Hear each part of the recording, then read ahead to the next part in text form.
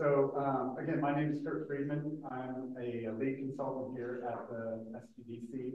Absolutely love doing it. I've been doing coaching, consulting, mentoring, whatever you want to call it, investing in small businesses for about the last 15 years.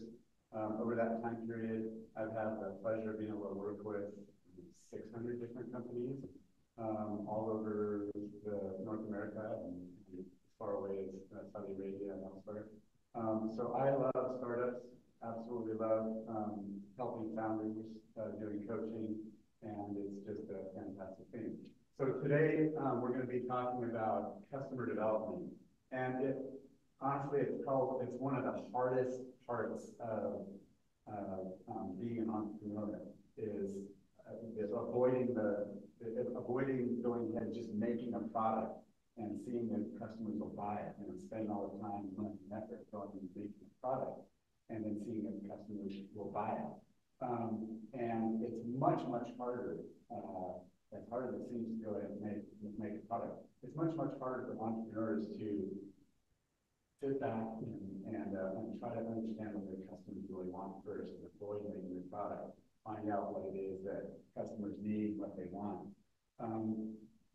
It takes a lot of patience to do that, and it seems like it's so much more fun just to build a great idea that you're thinking of and why would everybody want. So we're going to talk about that a little bit today. We're going to talk about that a lot today. But the process of being able to find out what customers really need and love the problem, not your solution, out of the gate, is what it's all about. All right. Well, my intro is not that important because the most important intro is all of you. You're the stars of the show today, and your customers are the star of your show. All right, so let's get going. Well, first of all, any questions at all before we start off? Okay. And then as we go through, don't hesitate. You're not going to be interrupting me at all. If you go ahead and ask questions, feel free. Just ask any questions you want along the way. It does not have to be formal. And we'll do a number of exercises too. The exercises that we do, don't worry about it. Nobody gets in trouble. There's no wrong answers or anything like that. But we'll all have a chance to learn together today by propounding your own examples. All right, let's get going. All right, so customer development. It's about crafting your business edge. All right, first of all, what is customer development? Okay, let me start off by what it's not. So it is the opposite of if we build it, they will come. So this is not the field of dreams. Kevin Costner is nowhere near here. And it does happen that someone builds a crazy idea and everybody comes, but you'll see in a second that's a rarity. And it's also very, very risky. You can spend a lot of money and time doing that. And so customer development, we're really trying to de-risk the business is what we're trying to do. We want to be able to understand the customer. So the first thing is, who are your customers? What problems do they have? How are they currently behaving? Because if we can understand what they're currently doing, currently buying, and that kind of thing, we can switch what they're doing currently by spending time, money, resources over to what it is that you hope they'll do. And that's a lot easier than having them have to change behaviors. And then which solutions will customers buy, even if the product isn't completed yet? What do you mean? How are customers going to buy products that aren't completed yet? Talk about that in a second. And then how can we provide solutions in a way that works with how our customers decide, procure, and buy and use products already today? Because again, it's easier to take your idea or product and put it into the way a customer already buys and uses product than it is to try to change, thousands of customers' behaviors. Behaviors are the toughest thing to change. All right. So I want to focus on that fourth bullet point.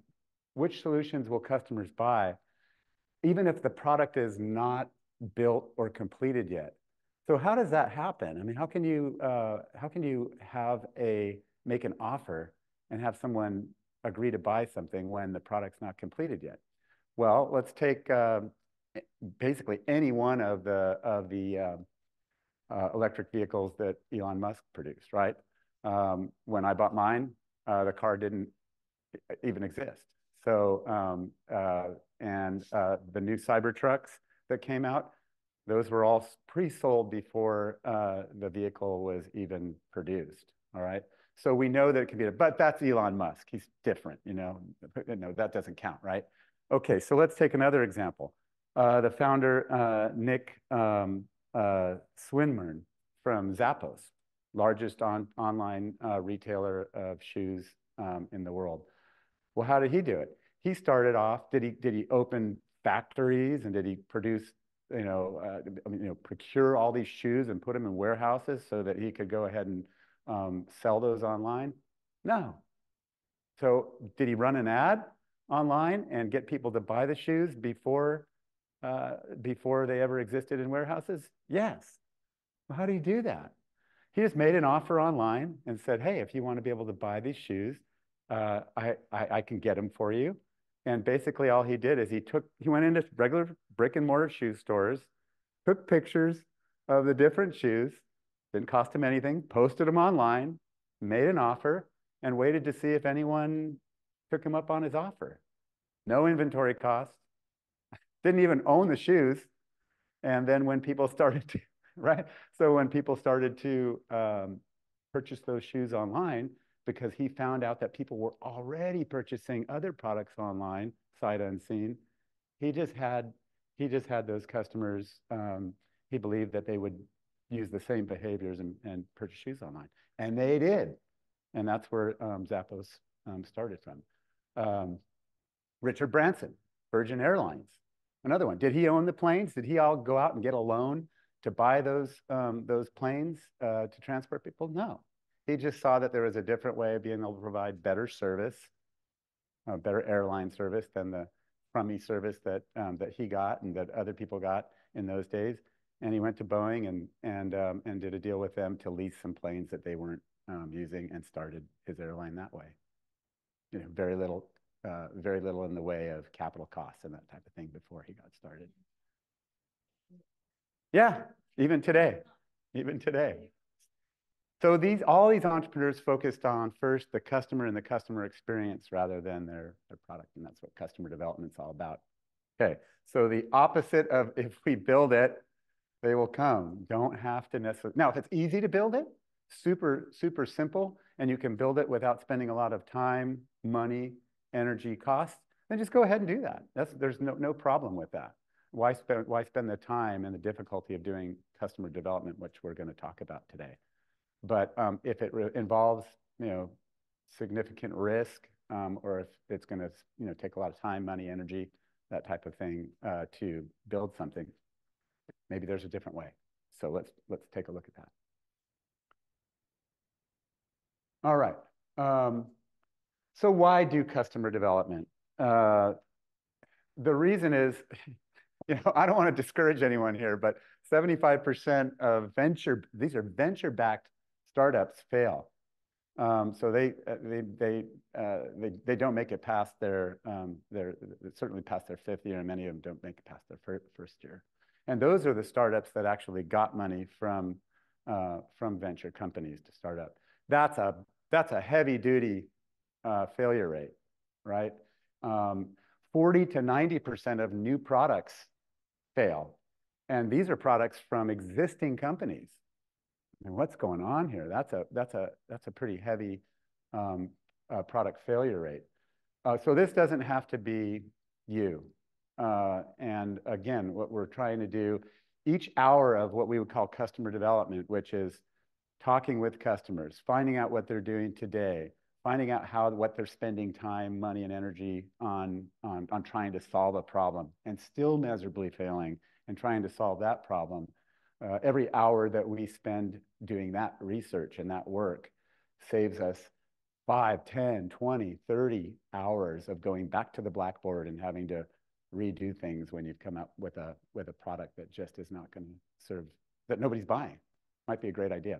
So of the many businesses that I've many entrepreneurs that I've worked with over the last 15 years, 90% of them or more were great. I thought they were great ideas.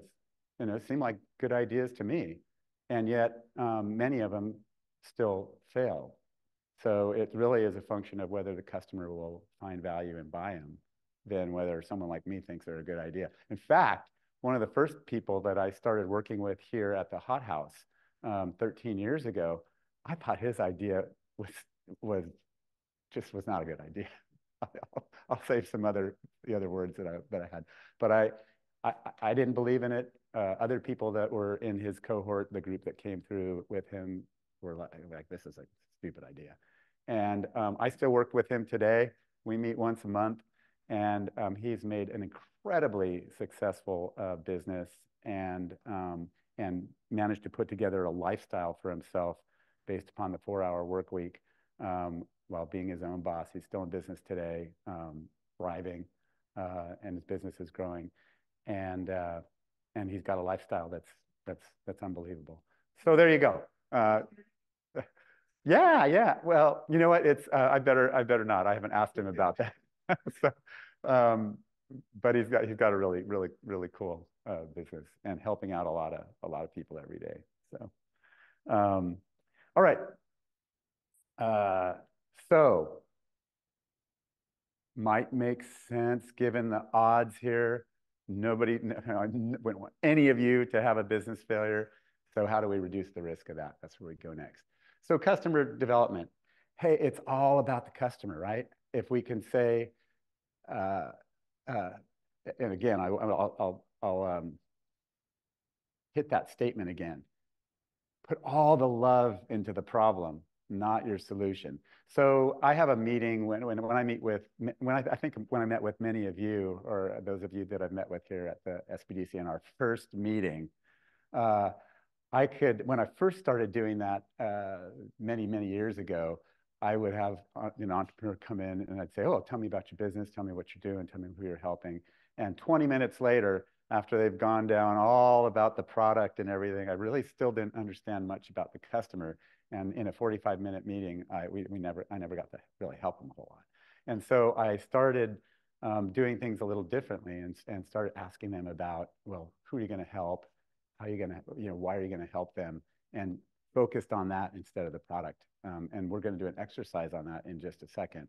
But it's all about who you're going to help, what you're going to help them do, and how they will benefit. There's nothing in there about the product yet. It's all about who you're going to help, how you're going to help them, okay? So all about the customer. All right. This is our first exercise together. And so feel free. This is basically a purpose statement. It's finding your why, why you're in business. And many people, when I ask them, well, what's your why? Oh, well, I want to make $10 million in the next five years, or I want to launch this product to 5,000 plus people, or something like that. But the why that I'd like you to focus on is your contribution to who you're going to help.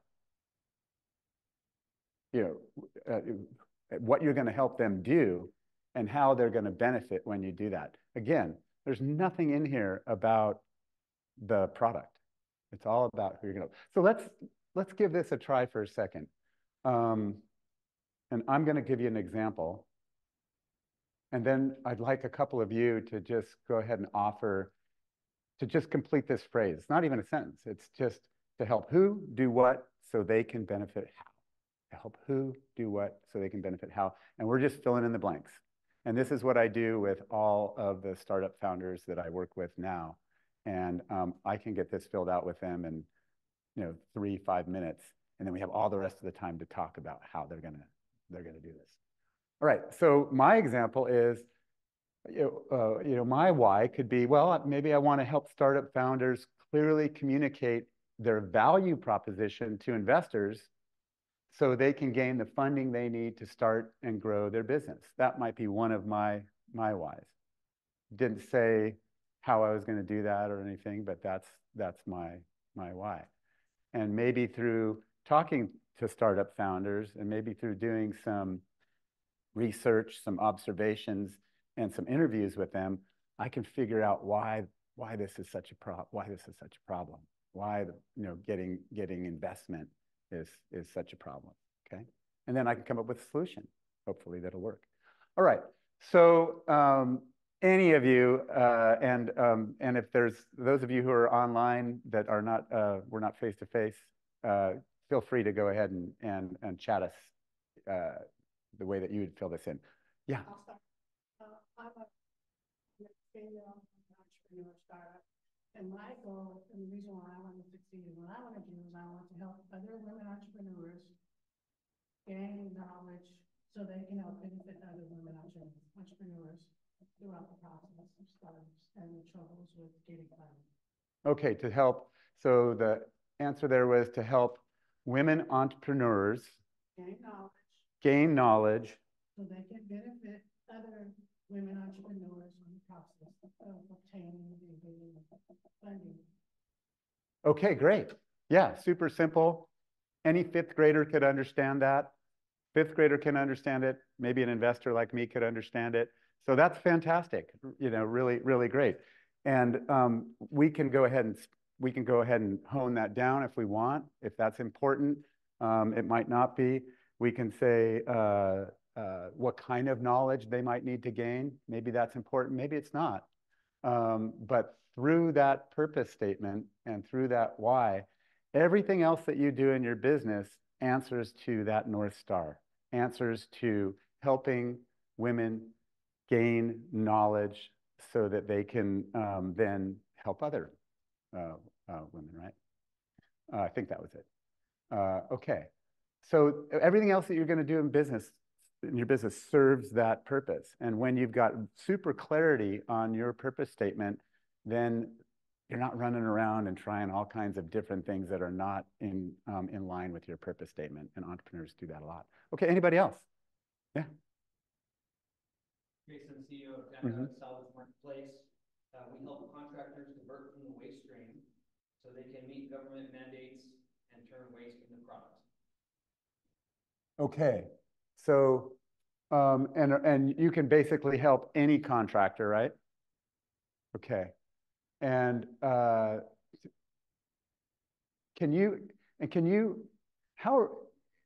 is there a certain type of and I'm just gonna dig down into it a little bit because what you came up with is great. I think it sounds really good as a purpose statement. But let's just say in your marketing that it was difficult for you and expensive for you to market to all contractors, right?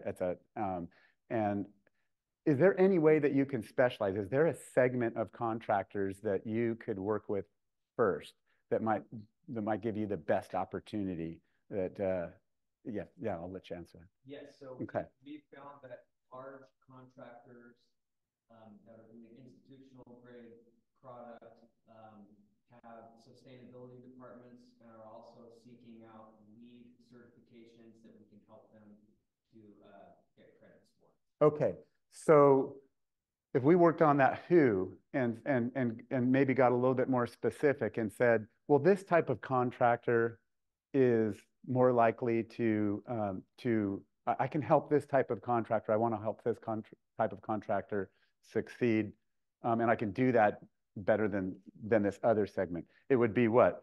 Large institutional contractors. Is that right? Okay. So you can choose at different stages in your business how big of a market you want to address. And it's important, I think, at the beginning especially, to be able to say, well, I'm going to focus on this part of the segment so that you can specialize. And that way, when you do that, when you approach those contractors, they're going to say, okay, he understands me. He really understands what I'm doing, and he understands the specific problems that I have, right? So let's go now to your, you want to help these large institutional contractors do what? Explain that, how would you, how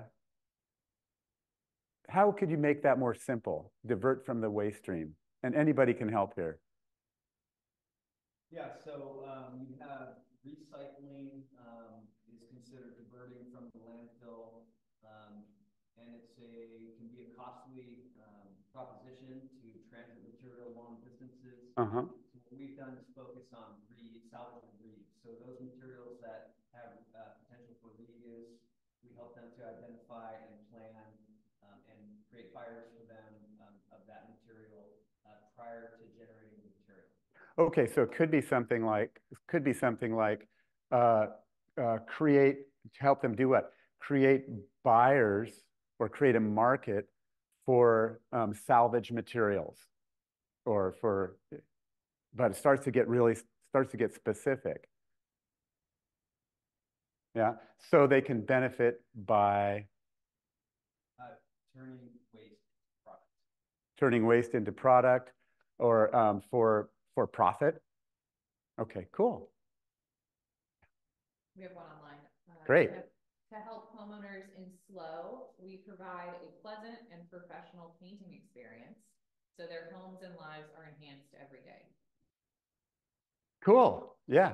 So super specific marketplace. I help SLO homeowners. And what was the do what was?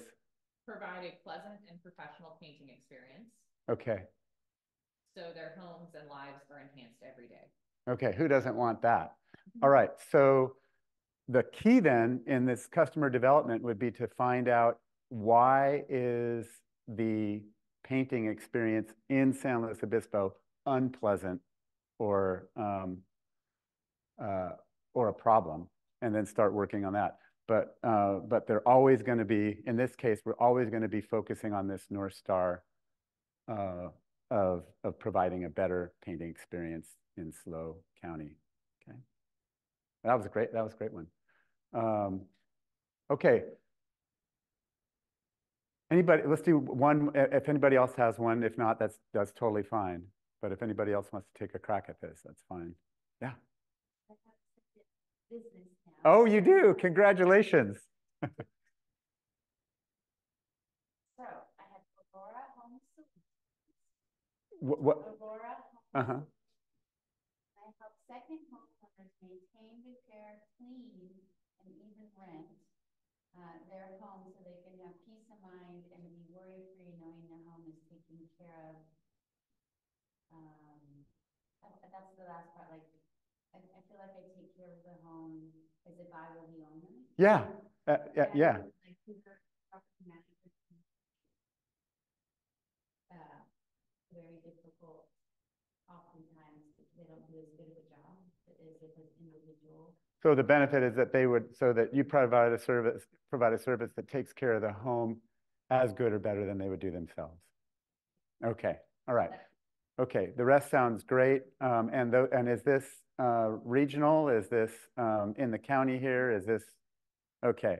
And so the idea here is, with customer development, can we do something where we can get a toehold somewhere and then start expanding out from there, rather than trying to shoot for the moon on the first try. So if it's SLO County, we can be very specific, and this can change over time. This purpose statement, unlike your typical mission, vision statement that you have at the beginning of a 40-page business plan. This purpose statement is all about the customer, and it can change over time as your perception and understanding of the customer changes as you learn more. Yeah.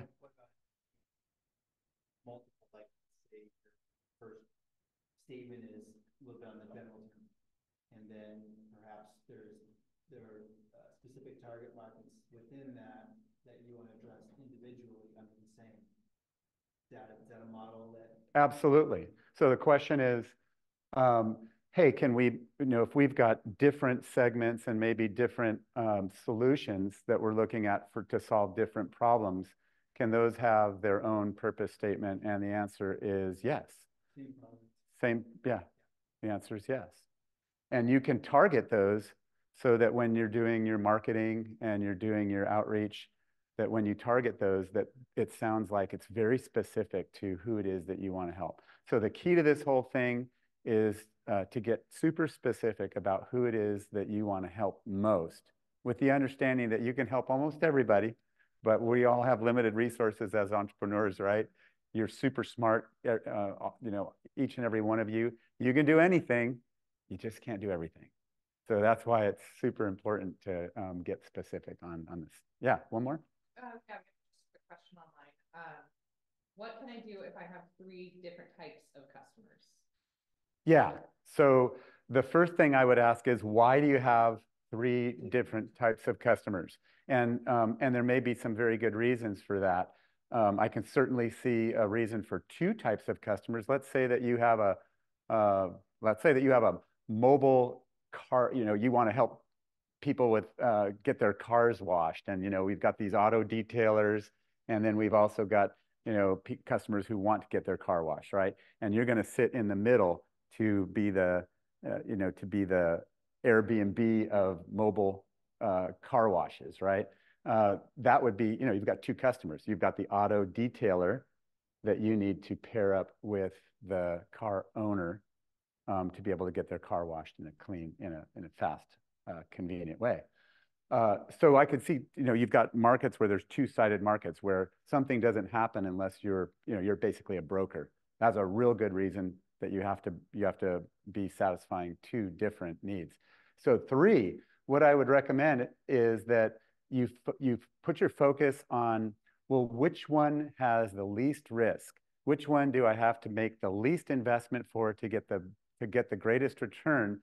Make some assumptions about that, rank those 3 different customers, and start on the one that seems easiest and has the least risk. It might not be the biggest one, might not be the biggest segment, but it's one that you can get a toehold in and then start, or handhold in, and then start expanding out. That's my answer. Yeah, they did clarify. It's school districts, community colleges, and parents. Guide them to help teens reach career college goals. Guide them. And so what I would do there is to say, well, where is the breakdown in teens having, you know, career and college goals? And I love this one because I was a founder of a mentoring program many years ago, and we served students doing just this. So I would, in your customer development effort, I would really take a look at, well, who is it that you want to help the most? Is it the parents? Is it the teens? Or is it the school districts? And which one is having the biggest problem helping, you know, teens make the jump and get the help that they need?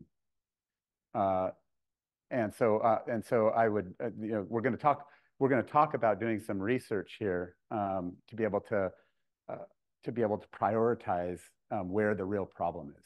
So it's all about who has the biggest problem, and in solving one of those markets problems, you might be solving the other 2 at the same time.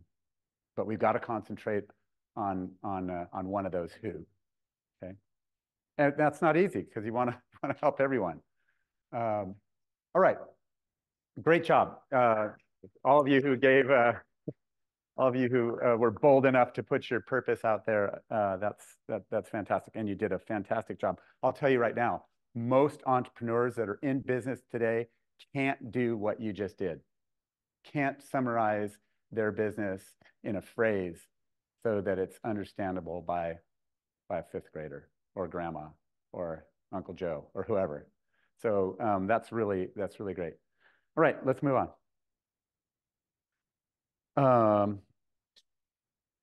So we're going to take this then, because we have to make something at some point. We have to, you know, actually come up with a solution. And the key to customer development really is who has the problem? What problems are you trying to solve? And then now we're going to say, okay, what solutions could potentially solve the customer's issue or problem? And this is a no-brainer, right? It's like, yeah, somebody's got a problem. I understand who they are, and I come up with a solution. But then why is there so many failures still? This is so easy. So let's take a look at it and dig through it. So the customer segment is really a focus. We've already done that. We did that, you know, previously in the previous statement. Who has the problem, and how can we define those segments, and so that we can have a reasonable small bite at the apple, and we're not trying to eat the whole thing at one time. What problems are they trying to solve? So we're going to take a look at this as we look at a value proposition of what your value is to customers in a little bit. But we're going to be talking about, well, what is the job that a customer is trying to complete today that is so difficult, even though they're spending time, money, and resources on solving it, and they're still miserably failing? What is that job that they need to complete? Why is it such a pain to get done? And if they could just complete that job, if you could just help them complete that job, perhaps, what would be the gains? And we're going to take a look at that and do that in a second. So that's what I mean by understanding the problem, getting very specific about what the problem is and what the jobs are that the customer needs to complete. And then finally, how do you plan to solve the problem? How is the person solving that problem today? And is your solution better? And why? Okay, pretty simple.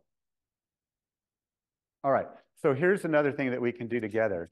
And it's to just, what I like to do is come up with customer problem solution statements. And then I can be true when I do my research and I do my customer development. I can have a statement in mind, be focused on that. So the statement might go something like, hey, my best customers are X, and who cannot do whatever it is that they can't do today because of this cause, so I can offer this great solution that does that. And then you start your customer development work from there. So following on my purpose statement, it might sound something like this. I believe that my best customers are business startup founders, maybe in North America, maybe in California, maybe in San Luis Obispo, who cannot raise funding because they struggle to easily communicate their marketing strategy to investors. And that's something that I see a lot, is that investors don't understand how they're going to go to market with their product. All right, so that's a problem that I see a lot. And so my solution to these startup founders could be something like, well, I'm going to create a low cost, because startup companies don't have a lot of money, a low cost online marketing template designed for startup founders who need to professionally communicate their marketing strategy to investors. All right, so I didn't give away all my secret sauce. I didn't give away what the template's going to look like. I didn't give away any of that. I just said, all right, here's a solution that I can start working on today. So I'm combining this customer segment with the problem that that segment is really having with a solution that's designed based upon what I find out about their problem, right? Again, seems pretty logical, right? Okay. Anybody want to take a crack at their best, who they think their best customers are?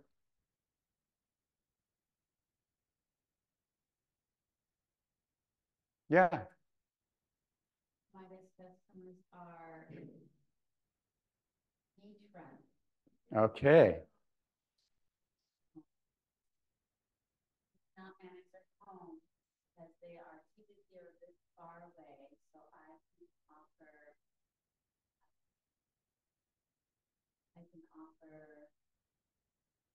a service of maintenance, repair, cleaning, and even great revenue from their investment. If that's what they want. Like the second part is if they want to create revenue. Okay, good. So, so it sounds something along the lines of, my best customers are beachfront, maybe either homeowners or second homeowners, who are too busy to manage and care for their own properties, right? And so I can offer services of maintenance and repair to ongoing maintenance and repair, so they can make more revenue. Or so they can just have the mind, because some don't rent. Okay. Yeah, so it gets taken care of like they would want it taken care of. Okay, all right. Okay.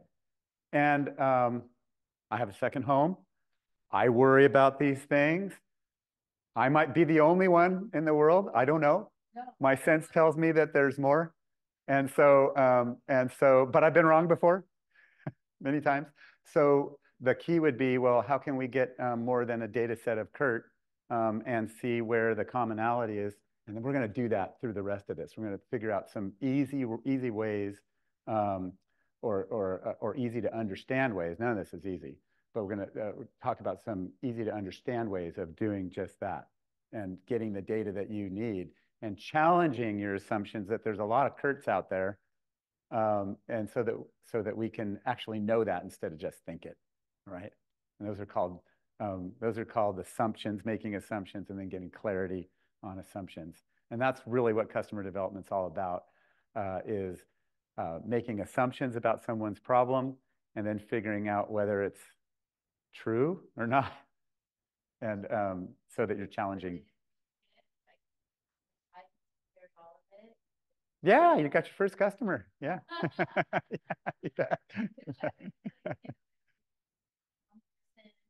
Yeah, single point of contact. All sounding great. Okay.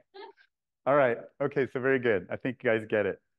All right. Any questions about this? I really like to have statements that I make that I write down so that I'm true in my customer development effort towards a purpose, towards a problem statement, and I can go refer to it when I'm working with other people and be very clear about what I'm trying to accomplish. That's helpful because being an entrepreneur, there's so much going on that's not clear that I like to get to clarity on some of these things. All right. Any questions on this so far? Problem statements? Okay, let's move on. All right, so finally, what is customer development all about? What are the steps to customer development? There's 5 basic steps, and the rest of what we're talking about today is going to be about those steps. So the first step, and we've done some of that already, is we need to form some assumptions. Unless if someone could come to me and they could say, well, my best market is this, and I could say, oh, great, that's great. Well, how do you know that? Well, I just do. Well, do you have any data? Do you have any, is there any proof of that? And if I'm an investor, I would want some kind of proof of why that's the best market and how they know that, right? So if we're not in the land of facts, in the land of I know, then we're in the land of I think. And I think is good, but those are just assumptions. So the first thing that we need to do is form some hypotheses or assumptions, right? That's logical. Nothing wrong with that. The next thing that we need to do is find some customers to talk to that have the problem, of the assumptions that we're making, and see if those assumptions are true, right? And there's a way to do that we're going to talk about so that you don't end up fooling yourself, because it's easy to say, everybody loves my idea, so I'm going to do it. Everybody will love your idea because you're enthusiastic about it. Doesn't mean they'll buy it. So that's the key. Everybody will love your idea. There are only a few people that'll say that's a stupid idea. Okay, so we got to avoid that trap. Okay, the next thing is once we find potentials to talk to, and we just spent a lot of time talking about who the customers are that you want to serve and being very clear about that purpose statement, then we have to ask them the right questions. And this is the 2 toughest parts of this are making those assumptions and asking the right questions. Everything is about coming up with the right questions. And so we're going to spend some time on how to create good questions. Especially in this age of AI and social media and everything like that, the power really isn't in what you know anymore. It's in what you can ask. It's in about your wonder, because we can find out everything we need, right away now, especially with AI. So the people that are really going to succeed are the ones that can ask really, really great questions. That's where we're going from here. Okay, then if I ask the right questions, how do I make sense of the answers?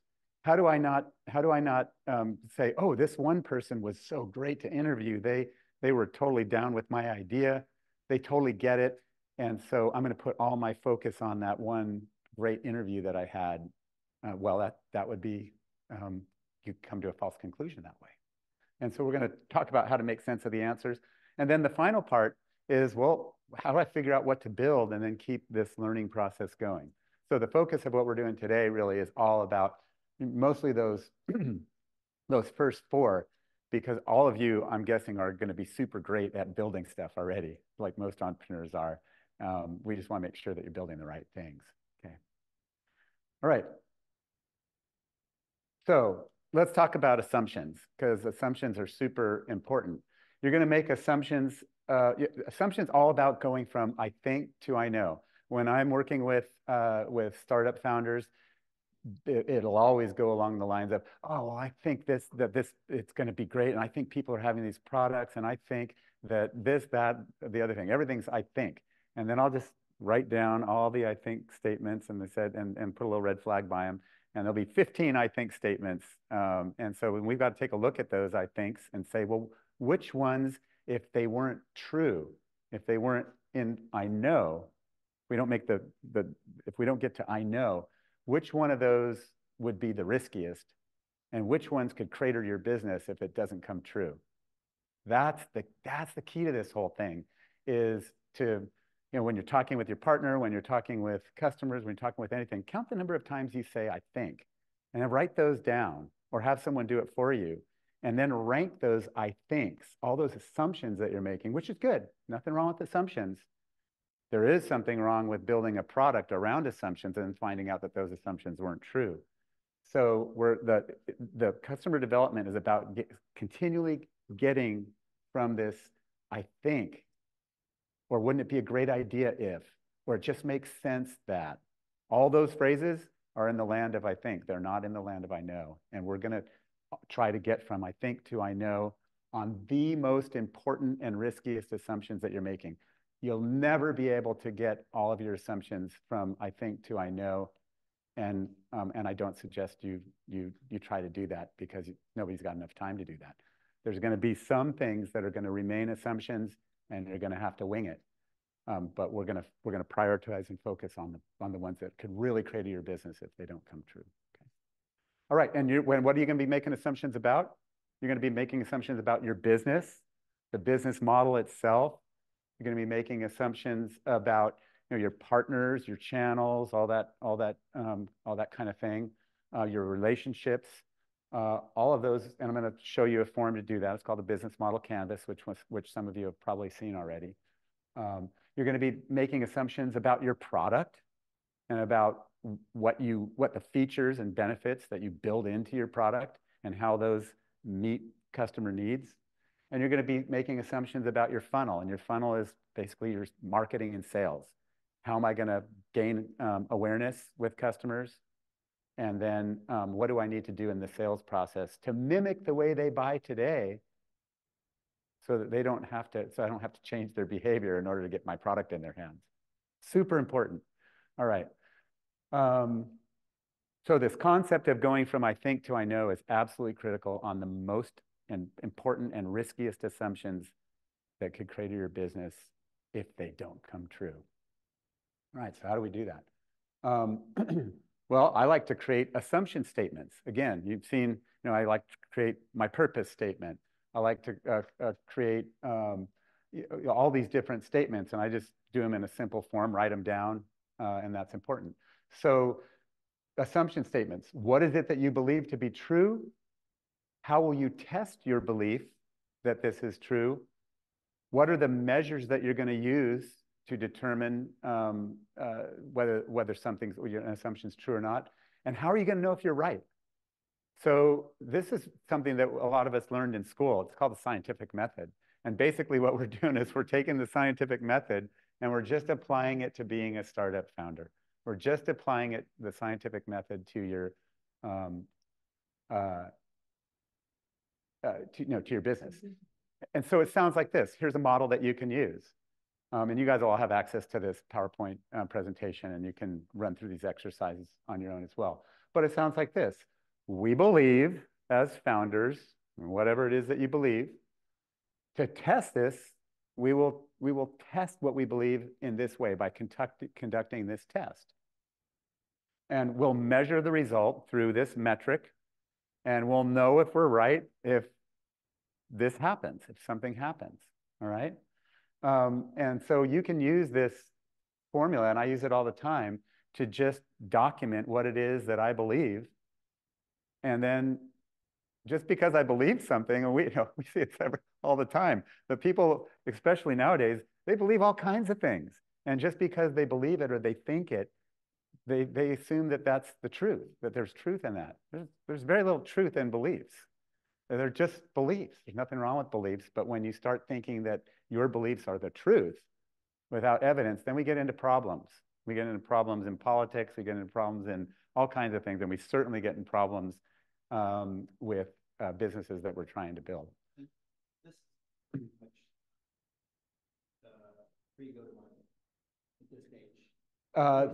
This could be at any stage. So you'll use this customer development method that I'm talking about here to continually refine your understanding of customers and where customers are at, to build your first products and services, and then to do new releases of products and services along the way. You use the same thing. It never ends. Never ends. Yeah. I would like to say to the person who has 3 clients. Yeah. First, test the first product, do this.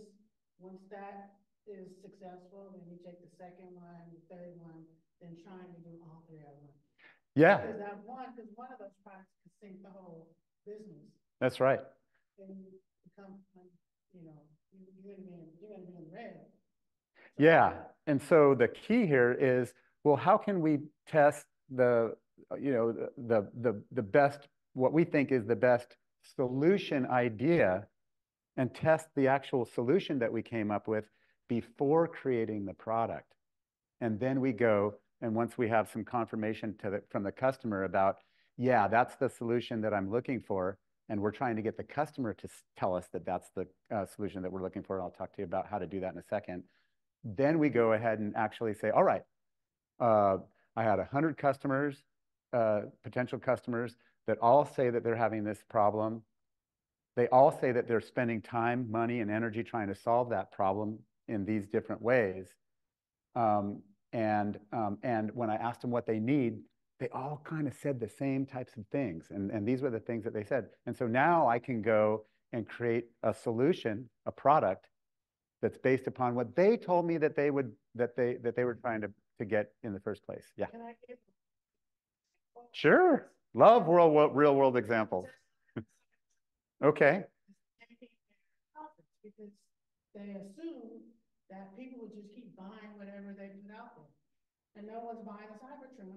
And it's thinking that Don't listen to this. I mean, They make a shell for Cybertrucks. They just assume that people just keep buying what they put out there at top dollar. Okay. And now it's sinking their profit. And we'll yeah. So that may be true. I don't know how much testing was done in advance. How cool of a truck can we make versus how cool of a truck do people want? And I don't know the answer to that. I mean, I honestly don't know, and I wouldn't know unless I did some of the the customer testing. And I'm guessing that Tesla did some of that, but I don't know how much. Just a question, isn't that why they did the pre-sale and they sold 2 million trucks? It would seem to me that people wanted them because they went ahead and did pre-sale, and there's and I don't know what the returns are on those pre-sales, whether if people stick with them or not. But we'll see, won't we? Yeah, we'll see. But they did do, what Tesla did do right is they said, hey, there's a number of people that are looking for a different type of vehicle. And so let's test this out before we create the first Cybertruck and see if we can create an offer rather than create a product, and see if people will buy the offer first. And then if enough people buy the offer, we'll know we were right that at least that people are willing to put their money where their mouth is, and then we'll invest the money to build the truck. So that part Tesla did right. Whether the Cybertruck will eventually be a blockbuster hit or a complete failure, I don't know. The whole design of the product, yes, you have a one and a need, but if you can't have a supply chain to support the cost, you can have a wonderful idea, but let's say I want to buy a Cybertruck, so all the supplies in the supply chain, and now the Cybertruck is $250,000. Well, yeah. It's like the whole concept of it. Yeah, it's a great idea, but if the supply chain doesn't support a reasonable cost. Yeah, that's a product issue that we talked about before in your product that that could potentially get you in trouble if you made assumptions about costs and that type of thing. I think that's what we're talking about. Yeah.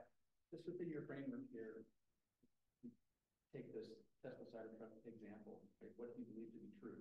So they had a concept for a truck. They showed it, right? And the belief was that it's going to be popular. Yep. Right? How will you test your belief? Well, they accepted deposits. Yep. Pre-order deposits. Yep. And so the measure that I think that they were using was the quantity of pre-orders. Yeah. But the downfall is that the pre-order cost was actually low. Right. So they made assumptions. And so they did good customer testing, but they didn't do, they may not have done a good enough job with the beliefs and the assumptions around the product costs. So so they did do a really good job and a model that I think I would follow in saying, hey, we believe that the consumer is looking for a new type of truck that will do all these different types of things that currently isn't done today. To test this, we will make an offer. We'll do a mock-up of the truck and make an offer. We'll measure it through the number of pre-orders that we get, and we'll know if we're right if we get at least 100,000 pre-orders. That's a great assumption test. Seems like another assumption failure, assuming people that did pre-order would actually follow through and actually purchase the vehicle. Yeah, and I don't know where we are on that. So previous to that in other models. Right. Their pre-orders absolutely were followed through. And I'd have no idea why Elon isn't sitting here today in this chair right here. But he's not. We invited him, but he didn't. Yeah. So I'm curious because Elon's actually been famously said, like, you should be more product focused. If you build an amazing product, you will create customers. And right. That's what they've always done. And even taking on the electric vehicle space, obviously there's a customer who wants electric vehicles. Yeah. But he didn't know that electric cars would sell, and they took a big risk. And I think it's been, paid off pretty well for him. Oh yeah, so absolutely. Kind of a different approach than what we're learning here, I guess. And I'm curious if you have any thoughts on that as far as. Yeah, it's one word. Genius. I mean, the guys. I'm not like Elon. I mean, I'm, thank goodness. But he's kind of like the sun, right? You're glad he's there every day, but you don't want to fly too close to him. He's and he had a number of different businesses. PayPal. When he looked at his different businesses, Tesla was the one that he thought would probably be the biggest failure. He thought that Solar City, that he banked with his cousins, Lyndon and Pete Rive, would be a huge success. He ended up buying that out. PayPal, many other, SpaceX. The one that he put as that would be the least successful, he thought would be, and most risky, was Tesla. So yeah, but I'm not Elon. I don't know how many Elons we have in the room, but he's kind of one of a kind. He goes about his own way. But the way that he tested offers is brilliant. He's done it. He's gone ahead and said, "Hey, can I sell cars outside of a regular dealership channel?" He tested that, and he did a lot of work before putting a ton of money into building things. He built prototypes and that type of thing.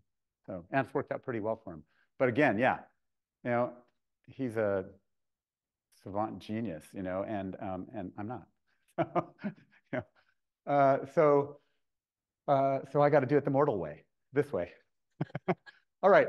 So this is a business model canvas. How many of you have seen a business model canvas or completed it? So a lot of you. And the business model canvas is great because we can take the equivalent of a 40-page business plan, condense it down into a one-page document that allows us to be very, very focused, very clear, and that can be modified very easily. And so these are the different parts of your, I'm not going to go totally into a business model canvas, but this is where you'd put your assumptions down. So I would say, hey, these are my 5 different or 3 different or 12 different customer segments. And then what I'd start doing is rearranging those and prioritizing them to come up with, well, which one is the best? And I cross off all the others and work on one segment, right? And these are my assumptions about the value proposition that I can offer. And I'm going to talk about value proposition in just a second, so I'm not going to go into that, to this one segment.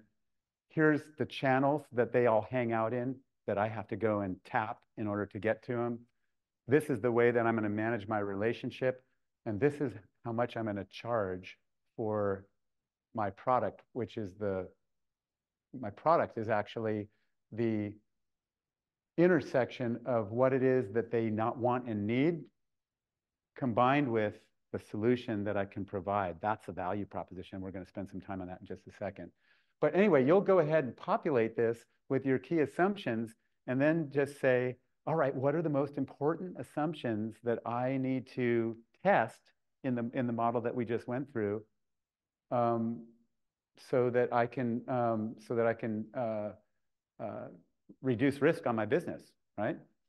So I love the business model canvas because it's so easy to follow, and it's so easy to change, and it's so easy to be able to see what needs to be done. It's absolutely useless if you just complete it as a one-time exercise and then say, well, I did my business model canvas, and there's no real detail to it. The key to the business model canvas is continually looking at it, making sure it's a live document, and that you're continually testing assumptions and challenging your assumptions about what you think is right, and the importance of what needs to be right in order for you to be successful. That's the magic behind it. And I could do a whole day on just nothing but business model canvas, so I'm not going to go into it. This is free. You can get it online.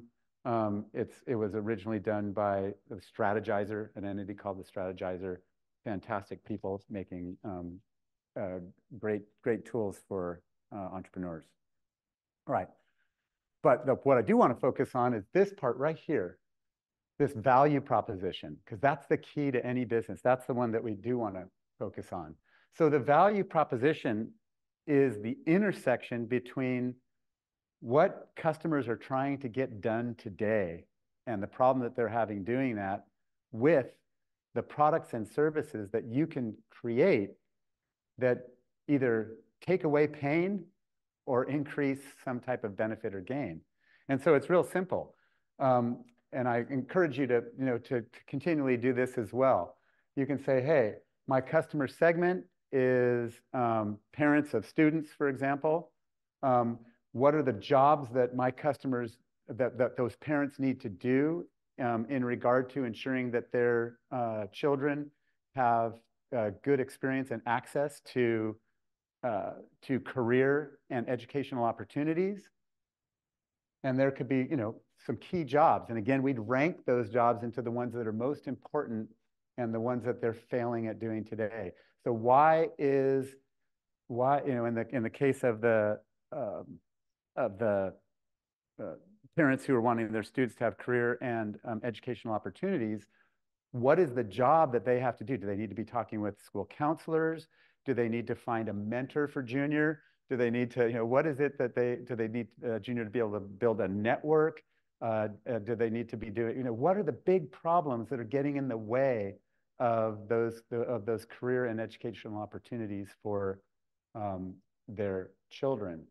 And then we say, well, why are those key jobs a pain? And I would have like 3 jobs, not a litany of 16, because it's too much to work on. The 3 most important jobs that are causing parents, in this case, to fail at at getting at their children having a shot at better career and educational opportunities, put the pains in there and say, if they could just get their problem solved, what would be the benefit? And put those there. And then we come over to the other side. Sorry, camera, I'm going to go off camera for a second. And we say, well, these are the products that we can have. You know, I could create a mentoring program, which I did.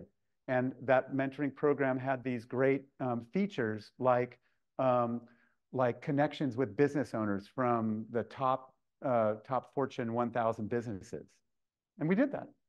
And that could relieve the pain of Junior not having any connections with another adult beside a teacher or a church minister or a parent, and getting a trusting relationship with someone that they respect that's connected in business that can create a network for them. Well, that completes the circle here. We've got these products and services that take away this pain and create these gains. And now I've got everything on one page that I need to be able to explain to my team what we're doing, to explain to a marketing company that I might hire what we're going after. And everybody's clear. Because when we have lack of clarity, that's when we get into trouble and we say, no, that marketing program that we just paid for and paid 10 grand for or 15 grand for didn't hit the mark. I didn't hit the mark. Oh, well, we didn't understand that's what you really wanted. This helps. Okay. But this value proposition is one of the most important things you can do. There's an Excel spreadsheet that you guys will get. We're not going to work on it today, but I just created this for entrepreneurs. It's easy to use. And basically, it lists every part of the business model canvas that I talked about there and the value proposition canvas on the left, from segments to value proposition to channels and so on and so forth. And you get to rank, well, what are the biggest assumptions that I'm making? You put it right down there. Is it high or medium importance? Is it in the I think column or is it in the I know column?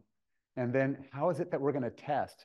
And if you say, no, I know that that's true because I've been in this business for 15 years and so I know it's true. Okay, well, how do you know it's true? And just put that down there. And then where we go next is if you're going to test it, how are you going to test it? And you can either, and I'm going to talk about the testing and the questioning that's so important to these assumptions in just a second. But feel free to use this document. I created it. You can use it at will. You can copy it. You can send it to whoever you want. You can charge money for it. I don't care, just as long as it helps someone, okay? But it's been super helpful to a lot of clients in getting clear on their assumptions that they're making.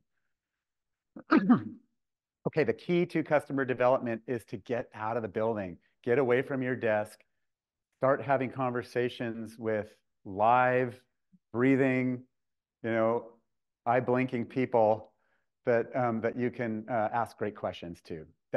And what we're really trying to do is to determine the validity of the assumptions.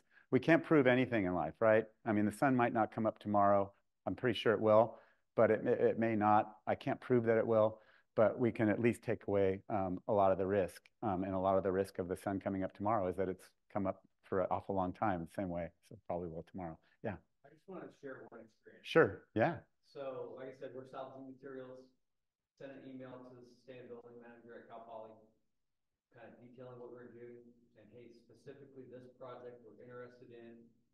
And I got an institutional email back saying, essentially, thanks, but no thanks. And I happened to be on campus working with some software people. Instead of replying to the email, I got on my bike and rode over to his office and was able to have interaction, and it was an inflection point. Absolutely, he was able to understand what it was that I was trying to do and how he had misunderstood and said, well, let's continue the conversation. Yeah, so the value of those face-to-face interactions, and I'm a favor of interviews. I'm a favor of research. I'm an advocate, I guess, of observing things. So let's talk about that for a second. But being able to get in front of a real person, why is it important to get in front of a real person? Because you can ask why. The most important thing is to be able to ask, well, why didn't you find this of value? Or what is it that you're trying to do? Well, how are you tackling that? Oh, well, is that a problem? Yeah, it is. Okay, so now the email that you sent me wasn't it just doesn't have the email doesn't have the same impact. So congratulations for that. All right, so let's think. So if I'm getting out of the building, if I've got to do some customer development, how am I going to do it? I'm going to go from easiest to hardest. All right. So the easiest thing is just to find out, has someone else already tested this assumption? And I'm copy them. That's great. No problem. If someone else has done, and you can research by just going on to Google or going on to whatever your search engine is and finding out if someone else has done it, go on to AI, whatever. That may give you, if someone else is doing it, then you don't have to repeat it, right? Okay, as long as it's true. That's the easiest thing to do. And you can do that from behind your desk. Yeah. This is the part I think needs to be Okay. because I worry that basically I'm doing property management, but better than a company because it's so individualized and I'm one-on-one and take extra good care of a place. So I feel like I'm a small town. I live in North South, North area. We're all small, all in competition with each other. I just have this like, how do I not feel like I'm taking other people's customers? I mean, I may eventually will. Well, and or take, I've reached out to realtors and then they like my idea. And so I see their wheels turning and then I can see them starting to take some of my ideas and implement them. So it's like a very difficult way to get out there and get to my customer. Yeah, yeah.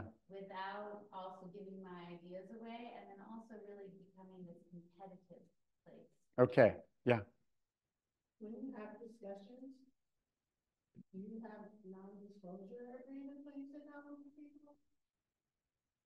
Saying, so let's say you go to a media company and do you say, hey, when we discuss this, you can't, because you're going to steal yourself all the time. Yeah, because you're giving it to them for free. You're giving them your inside knowledge for free. So I'm like, but this is just coffee shop talk, and this Yeah. is just me going. Here's. But now I start, hey, what do you think? And then I can see the wheels turn. I'm like, shoot. So here's how I would. And so the question really is, well, it's twofold, right? It's if I'm providing a better solution or that kind of thing, it's going to, how do I stop people from taking that idea? That's number one. And then number two is the concern about putting other business owners out of business. I think that's what I heard. Yeah, or just there's such a big business, and I just see other property management companies where I'm working, like, I don't want to create any ripples. Yeah. So here's the thing. Always be true to your purpose statement. And if you're true to your purpose statement and your purpose statement isn't something evil, then that will always tell you what to do. And that's why I'm such a fan of having a very, very clear and focused purpose statement. It was where we started this discussion an hour ago. Shoot, we're running out of time, dang. So here's my answer to that is just concentrate on being true to your purpose statement and providing the best service that you can to your customers, and everything else will take care of itself. If you're continually focused on looking for new ways to create a value proposition to your customers, then you're going to be one step ahead of the competition. In terms of the competition, the idea here is to provide the best service to the customer. And if someone else is providing a lesser service than you, well, that's not your focus is to your customer. And as long as you're doing that in a fair, ethical way, there's absolutely everything for you to feel great about. Yeah. And you know what? What'll happen? They'll copy you. And the service as a whole to customers in this area will get better. So you're raising the tide, raising all boats by doing that. You're doing not only the customers, but you're doing your competitors a service too. And then you can keep innovating. And that's why this approach is so important. All right, shoot. Okay, so we have research, easy to do, no risk involved, doesn't take a ton of time, and we'll see if the answers are there, easiest to do. The next is observations.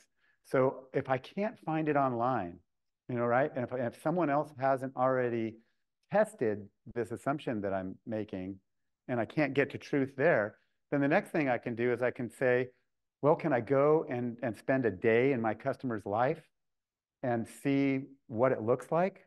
Can I observe that, hey, I see, 4 packages coming off the forklift here, and then this happens, and oh, that's where the problem is. So if it's something that you can observe, and you can observe it at multiple customers, then we have moved from, I think this is happening, or I think this is the problem, to I know, because we actually saw it with our own eyes. And there's a chart in here that you can use to go ahead and say, okay, here's the time that I observed it at this customer. Here's the activity that I saw.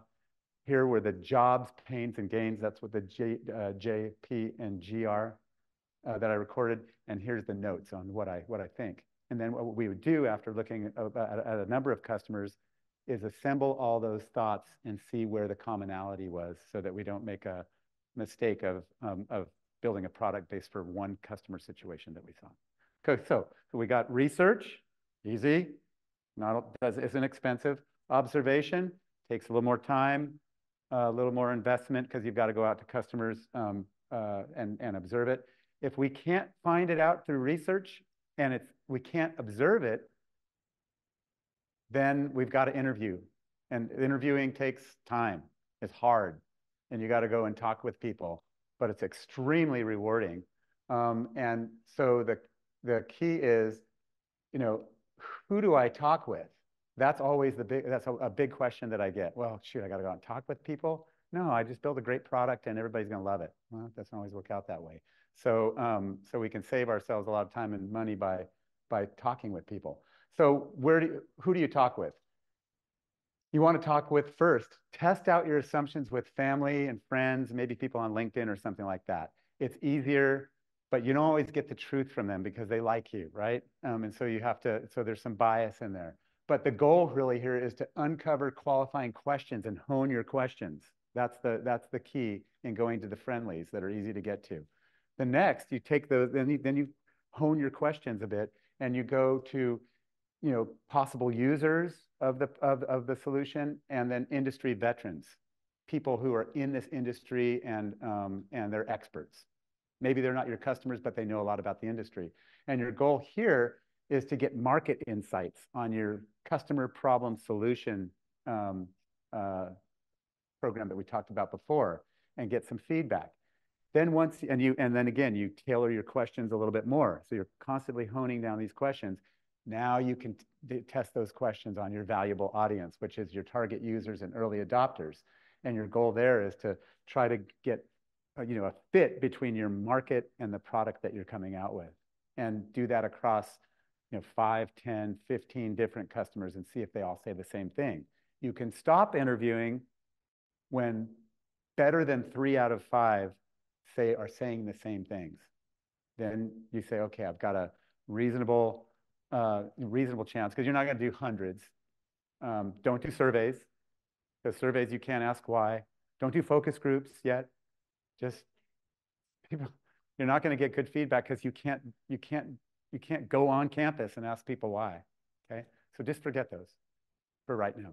There'll be a chance for them when you need to really hone feedback that you kind of already have, that you kind of already know about. But you want to talk with early adopters, and early adopters have 3 things in common, right? 1, you can see they have a problem. You've witnessed and you know they have a problem. 2, they know they have a problem, right?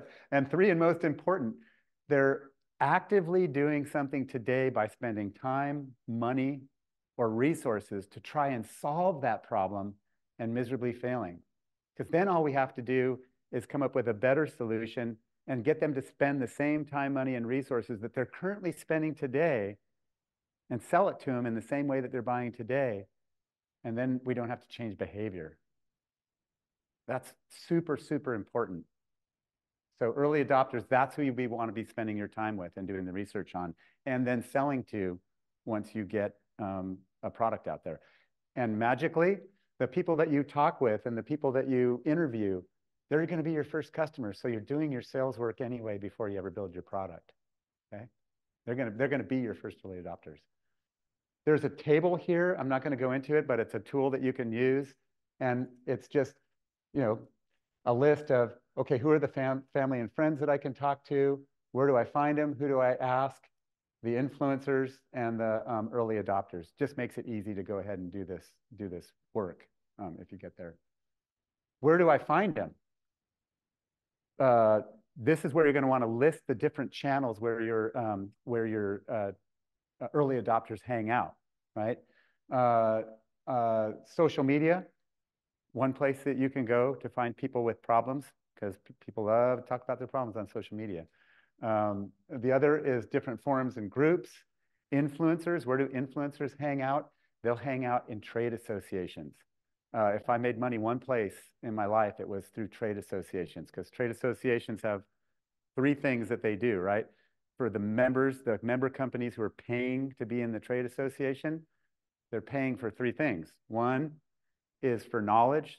Trade associations will usually be the hub of knowledge, research reports, benchmarking studies, that kind of thing that they distribute to their membership base.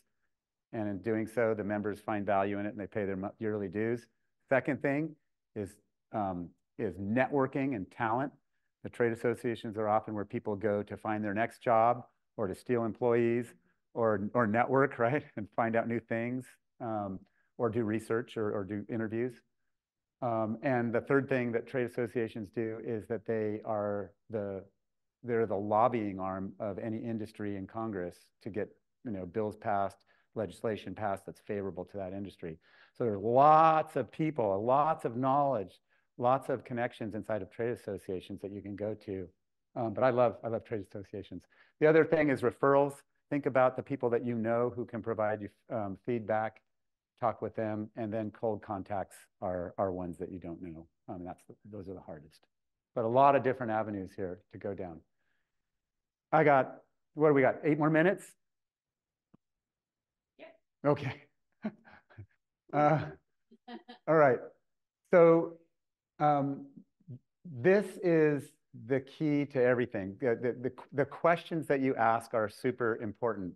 And I use a model called SPIN. It was originally called SPIN questioning. It was developed by a guy named Neil Rackman back in the mid-'80s.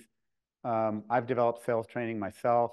In the past, we had developed good communication skills and sales training, and it didn't compare. And that company was actually bought out. And still, this guy's stuff is the best I've seen. It just stands for what's the situation, what's the problem with that situation, what are the implications if you don't get that problem solved, and then what is it that you need? So if we ask the customer this, hey, tell me about the situation right now that you're having with whatever it is. Why is that situation such a problem for you? What's the biggest challenge that you're having with that? What are you doing today to try to solve that problem, and why isn't that working? Okay, if we're here next year having the same conversation, what happens? Is it a big deal? Is it not a big deal? What are the implications of you being at the same place today that you're at, in a year from now? How's that going to affect your business or what you need?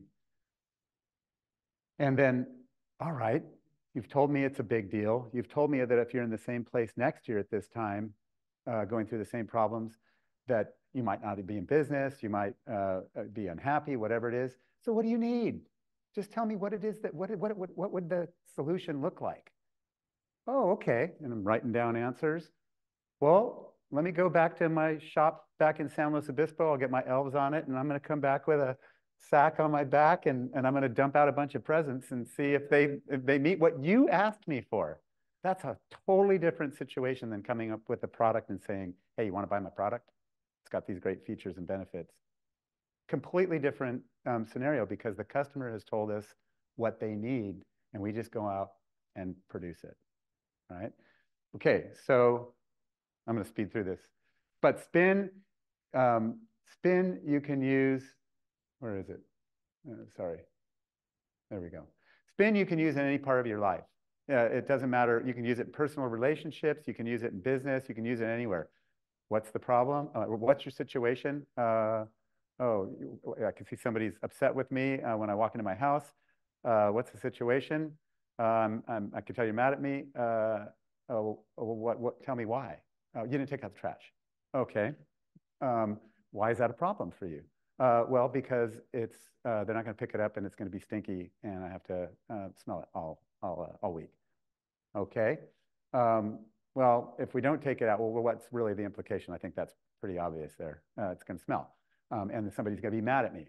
Okay. Well, what do you need? Well, I just need you to take out the trash the night before, and what will be the payoff if you get that? Well, you're not going to have someone mad at you, Kurt. And very, very basic, ridiculous, but you can use it. You can use this spin methodology of questioning anywhere. Okay, super important. What not to ask? Uh-oh. There we go. What not to ask? Is this a problem? Yes or no question, like closed-ended questions. Is this that? Don't ask questions that they can answer with a yes or no. That's super key. Did the solution work? About future behaviors. Future behaviors are things like, do you think this is a good idea? Everyone will tell you, yeah, I think it's a good idea. Would you buy this product? So anything that ends in LD, like could, would, should, just don't use those. Because you're asking customers to tell you about what they think they would do in the future.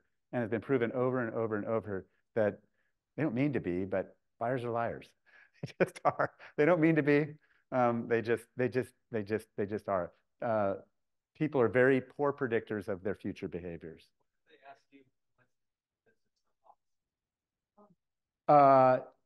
You would say, well, tell me what you're spending now to try and solve that problem. Yeah, so just the key is, in coming up with what you should charge is, how much are they spending today to try to solve the problem and failing? And well, if you're spending that much in time, money, and resources today, then to not get the problem solved, you'd at least spend that amount of money to get the problem solved, right? Yeah.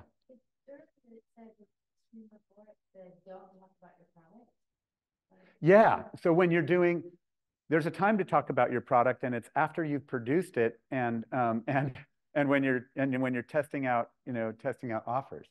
So so don't talk about your product when you're trying to understand your market. So this customer development is all about trying to understand your customer, and what we want to get to is for your customer to tell us what they want and what they need in order to solve the problem, and then you go back then and create it. So when you're having these interviews and that kind of thing, you're just trying to learn. You're just trying to learn. And if you start talking about your product, then it's then the customer the customer doesn't get to tell you about what their needs are, because you've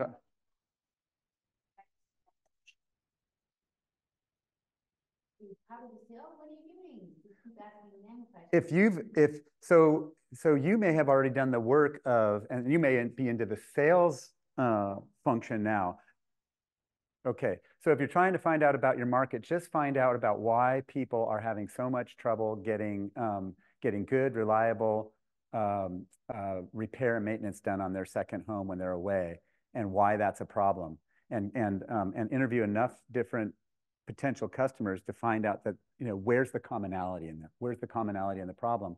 And then you come back and you ask them, well, what do you need? What would great service look like? Tell me what that would look like? And you go, thanks for that. I'm going to come back to you tomorrow or at the end of the week, and I'm going to see if I can get you what you need.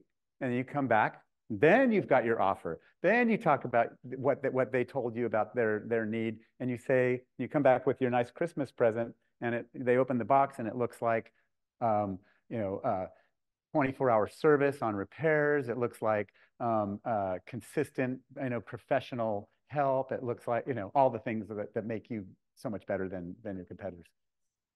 Clear. That's then right. Because you've taken your assumptions about what you think people need, you've done your customer development, and now when I ask you, well, how do you know that? Well, I know it because I talked to 15 different people, and 13 out of the 15 all said they need this. Yeah. Okay. I think we are done. The last slide, and then I think we've got to go, is go ahead and take a look at this. These are links to this guy, Justin Wilcox. He's brilliant in how to do customer development. But what you do is like you'd have the five, I like to interview in groups of five, 5 different people at different times. And then to get your answers, you basically look at your questions and you say, okay, well, how did customer number 1 answer this question? And you do that in pink. How did customer number 2 answer this question? You do that in yellow and green and so forth. And then basically what you can do is take all of the ones that look similar and fall into the same area and combine them. And then you can see, okay, 4 out of 5 people thought this. Only 1 out of 5 people thought this. So I'm going to work on the one. So you have to categorize your customer interviews. I'm going to stop it there because I'm at the end of the time. But thank you very much, all of you. Yeah.